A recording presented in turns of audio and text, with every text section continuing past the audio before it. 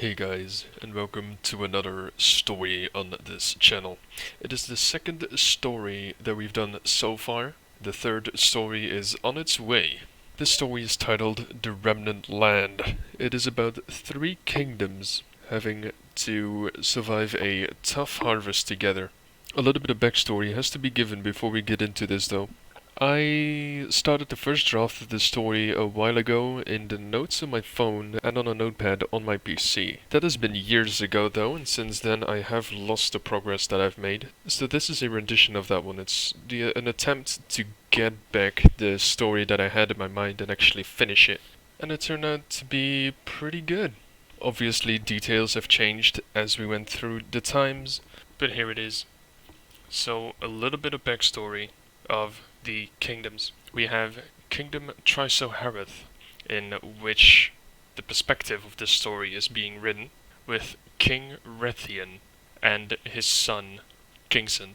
Then we also have Kingdom of Kappa, with King Blythe and his son Sethan. And then we also have the Kingdom of Zimena, with Queen Chesty.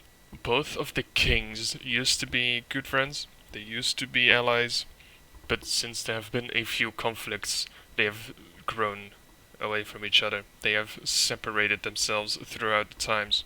The Queen Chesty had to help with some of the conflicts in order to prevent major wars, but it never got back to being allies again for the two kings. Both of the sons, as the kings were close in the beginning, used to be best friends. Now, as well as the kings, they are both separated. Haven't seen each other in quite a while, apart from the conflicts. And they are both the war chiefs of the kingdom's army. So that is a little bit of a backstory behind this. They have to solve a weak harvest situation, and that's it. So I hope you enjoy the story. I hope you'll be interested in another one. The first story that we've done so far is of the unknown road. It is of a man thinking everything is the same, and then goes into nature where everything always changes. So if you're interested in more stories, make sure to go to that one as well. And yeah, more are on the way.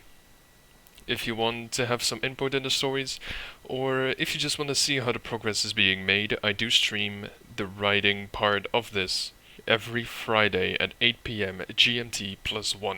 Whenever the timing changes, or whenever I cannot make it to be live at that point, I will notify everyone on Twitter and on the Discord.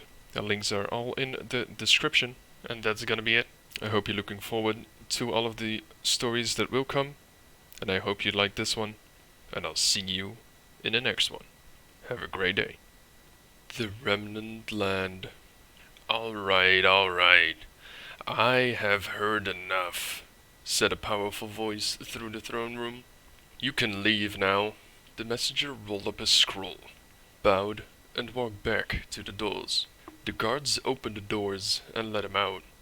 So, what are we going to do about the low food reserves of Zimena, father? Said the son. I do not want to leave them in the hands of Kappa, said Rethian. That bastard of a Blythe never cared about anyone else than himself. The royal advisor looked at the king and sighed. But Rethian, that would mean that we ourselves would have to ration. As you know, our own harvests have not been fruitful either this year round. Are you sure you are willing to risk agitating our own population to help theirs? With all due respect, advisor, Chesty has helped us in the past. The least we can do is help them in these darker times, said the king. The bells rang and the doors closed. Most of the inhabitants of Trisohareth have gathered in the throne room. Hundreds of voices can be heard mumbling and whispering as the king raises from his throne. Silence, said a powerful voice. The sounds stopped near immediately. As you all might know, the harvests this year have not been as rich as previous years. There is nothing to worry about, however, as there should be enough for us to make it through the winter. A few voices started whispering. However, said the king loudly, Chesty from Zimena across the river has announced that they are short on supplies themselves as well. They will not be able to survive the winter without help. This means that we will have to share some of our harvest with them and ration. As he ended this sentence, the crowd started to murmur. Silence, said the king loudly again. Do I have to remind you all of the fact that Chesty and their soldiers helped us in the conflict between us and Kappa? This is the least we can do. The crowd murmured again, but this time more agreeable. I will order my son Kingston to go and try to find fruitful soil to be used for harvesting in the future, and try to prevent these situations. A messenger will be sent to Zimina to deliver the news that we will aid them in resolving this. That concludes this gathering. The other royals and I appreciate your cooperation in advance. The royal advisor stepped in the preparation room. I'm sorry to interrupt, sir. However, I have received notice that the guards of Kappa are also on the lookout for fresh soil as well.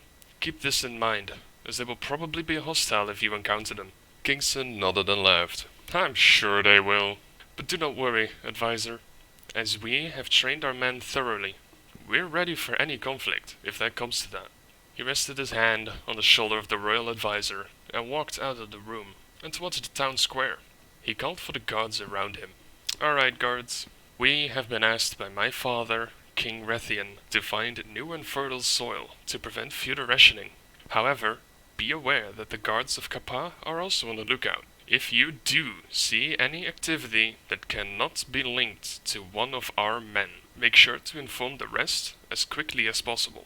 We shall not allow them to claim the precious land that our kingdom requires. So let us open the gates, and may Lady Luck be with us today. The guards cheered as Kingston ended his speech and started the search. The oars slide effortlessly throughout the waters of Lake Temptationes. It is a good day to be a messenger on water, a man said as he rowed across the river. A gentle breeze, calm water, the sun in the sky. I could do this for a while.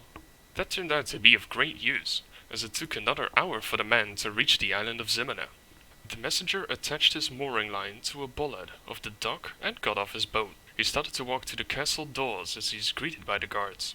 I have a message for Chesty from Trisohareth, the messenger said. The guards nodded and opened the doors, letting the messenger pass. He walked up to the throne room and repeated his message to the new guards that awaited him. Once again he slid through and started walking into the throne room. A soft but stern voice emerged from the other end of the room. I hope you have returned with good news, messenger, it said. We can use some good news these days. Yes, Queen Chesty, I have returned with great news, said the messenger. Rethian of Trisohareth has declared that he will aid us by delivering supplies. Furthermore, he has informed me that his soldiers and scouts will be on the lookout for new fertile soil. This to decrease the odds of future shortages, preventing both parties from having to ration. Chesty's eyes widened. That is great news, she said. I have not received a message from Blythe as of right now. However, it is great to hear that at least one of the two will support us. The soldiers marched on, looking for new grounds to cultivate. Hold, said Kingston, as he held up his shield. I see something in the distance. They all came to a halt and remained a low profile. As Kingston looked closely, he noticed a small group of men in the colors of Kappa. It's Blythe's men. What are they doing here? He said. They seem to be looking for something. He then remembered that his father told him that Blythe would also have gotten a message from Chesty to help. Would they also be looking for more ground? Their harvest must have been bad this year as well, he thought to himself. He tried to follow the path the soldiers were taking. However, he got distracted as someone called his name. He turned around to see a scout making his way to the group of soldiers. I have great news, Prince Kingston. I have found possible new fertile ground, said the scout. That is great news, said Kingston. Where is it? It is in the forest. It is quite far from the protective walls from our kingdom, but relatively safe as it is not near a busy trade route or travel path. With a little bit of work, it could be ours for the taking, said the scout. Show us the way, scout. The sooner we find the soil, the better off we'll be. The greenery started to give way to a more open area between the trees. This is it, Prince Kingston, said the scout. It is not large, however it should be worth the effort in obtaining a higher yield. Well done, scout, said Kingston. We should report the findings. He stopped mid-sentence, as his senses focused on the other side of the vegetation. Did you hear that? He asked the scout. Right as he finished his sentence, a few soldiers of Kappa breached through the greenery. The sound of swords being drawn from the scabbards followed. Well, well, well, what do we have here? Said King Blythe's son, Seaton. If it is not Kingston and his fellow traitors. How do you mean traitors? Your father betrayed mine. Why am I not surprised a descendant of Blythe turned into a liar? What are you doing here anyway, Seaton? What do you want? Asked Kingston. Well, as we both know, he started, Jesty requested help. We, as the good allies we are, have agreed to help out Ximena with the lack of resources.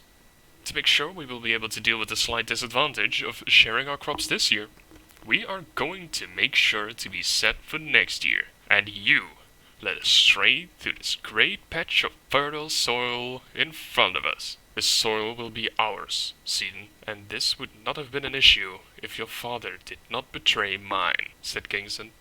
Seaton's sword clashed with Kingston's. This ground will be ours, Seaton yelled. Men, claim what is ours. Both men pushed each other back. Yelling and clashing metal can be heard all around. You better surrender while you can, Seaton, said Kingston. I'm not leaving without either a piece of soil or your men, yelled Seaton. He went quiet after he yelled. All he did was look shocked. What? He said as he looked down. The blade of a bloody sword pierced his chest before it got pulled back again, letting Seaton drop down onto his knees. Kingston looked at him in shock. He never thought he would ever see his best friend from childhood drop down right in front of him. Seaton? Seaton! Man, cease your actions and sheath your weapons, he yelled as he held Seaton in his arms. Come on, there's no way, he said to himself as he held on to the dying body of Seaton with tears rolling down his cheeks. Open the gates! We come in peace, yelled Kingston as they approached the gates of Kappa. Progressed throughout the kingdom without saying a word. A few inhabitants looked in astonishment as the body of Seaton got wheeled into the throne room. Blythe, allow me, Prince Kingston, rightful heir to the throne of Trisoharath, present to you the outcome of the conflict between you and my father Rethian, King of Trisoharath. Blythe walked over to the cart on which Seaton laid. Who did this to him? Was it you? I will make sure that you will not leave this place alive, said Blythe. It was not me, Blythe, said Kingston. It was one of my men, defending himself as we were both attempting to claim the same land. If you and my father would not have this terrible excuse of a conflict, this would not have happened.